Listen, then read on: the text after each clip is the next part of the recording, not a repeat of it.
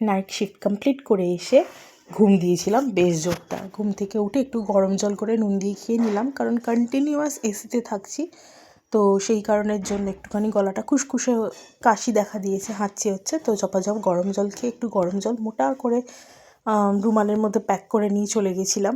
আর সাথে নিয়েছিলাম টিফিনটা যদি আমি শেষ করতে পারিনি, মা খুব বাজে বানিয়েছিল।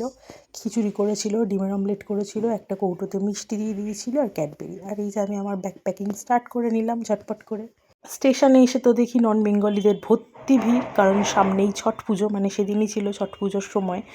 তো যাই হোক, অনেক কষ্টে ভাবলাম এই ট্রেনটা ধরবো না, কারণ প্রচণ্ড ভিড় হচ্ছিলো ভাবলাম। তারপর দেখলাম না, মোটামুটি ফাঁকাই আছে, এই ট্রেনে ওঠা যাবে। তারপর ঝট করে ট্রেনে উঠে পড়লাম। ট্রেনে উঠে আস্তে আস্তে আর পৌঁছে গেলাম আমি আমার ডেস্টিনেশনে। আর কালকে যেহেতু বৃষ্টি হচ্ছিলো, তো আমি একটুখানি বেশি আগেই বাড়ির থেকে বেরিয়ে পড়েছিলাম, যার জন্য আমার কাজের মানে সময়ের আগেই আমি প্রায় 1-1.5 ঘন্টা আগে পৌঁছে গেছিলাম। তাই ওয়াশরুমে দাঁড়িয়ে একটুখানি কেট মেরে নিচ্ছিলাম। হ্যাঁ, এই যে আমি এসে সুন্দর করে ফ্রেশ হয়ে ড্রেস চেঞ্জ করে, আর আজকে বেশি সাজগোজ করে আসিনি, একদম সিম্পল এসেছি।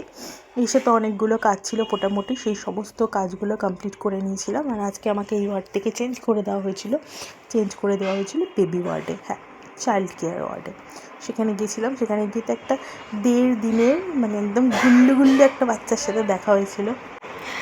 জাস্ট টমেটো, মানে একটু কাঁদলেই টমেটোর মতো লাল হয়ে যাচ্ছে। আর এত অভ্যাস হয়ে গেছে বাজে, মানে ও কোলে উঠে ওকে নিয়ে ঘোরাতে হচ্ছে, তারপরে কিন্তু ও চুপ থাকছে। মানে খাওয়া দাওয়ার পরে 1/2 ঘন্টা মতো জাস্ট ঘুমোচ্ছে, তারপরে কিন্তু ঘুরে ঘুরে বেড়াচ্ছিলো। আমারও বেশ ভালো লাগছিলো, কিন্তু ভীষণ ঘুম পেয়ে গেছিলো কালকে।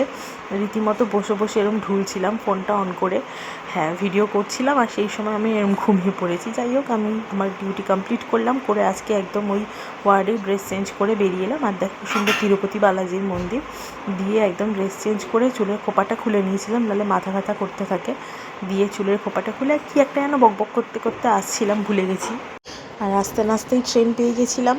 হ্যাঁ, একদম ঝট করে ট্রেন পেয়ে গেছিলাম। পট করে ট্রেনটা ছেড়ে দিয়েছিল শেওড়াফুলি লোকাল ধরে আমি আমার বাড়িতে পৌঁছে গেলাম। আর বাড়ি পৌঁছানোর সময় ক্যামেরাটা অন করে একটু কেত মেরে নিচ্ছিলাম। ভালো করে কেত মারতে পারিনি, কারণ পাশের সিটেই ছিল আমার চেনে জানা ম্যাম। যাই হোক, আজকের মতো এখানেই শেষ করলাম। ভালো থেকো, সুস্থ থেকো, টাটা।